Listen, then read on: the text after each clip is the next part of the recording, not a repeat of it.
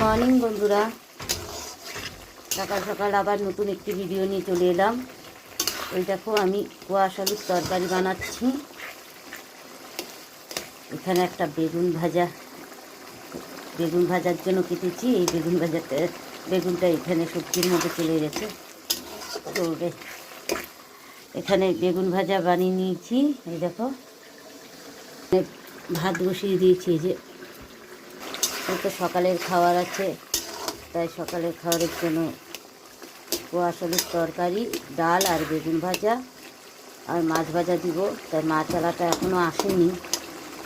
এই সবজিটা নামিয়ে রাস্তায় যায়, দেখতে হবে যে মাছওয়ালা আসছিল কি না। মাছ নিয়ে মাছ ভাজা বানাবো। ডাল হয়ে গেছে আগে।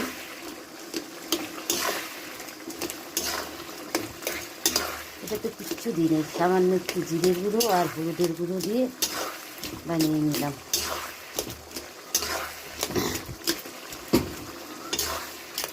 সকালের খাওয়ার ছেড়ে আবার দুপুরে খাওয়ার জন্য বানাতে হবে। সব সবজি কাটতে হবে। দুপুরে অনেক লোক আছে, দুপুরেরও খাবার রেডি করতে হবে।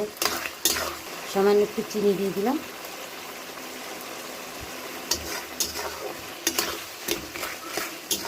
সবজিটা আমাদের হয়ে গেছে। এই দেখো, এখন নামিয়ে ফেলবো। নামিয়ে ফেলার আগে একটু গরম মশলার গুঁড়ো দিয়ে দিচ্ছি।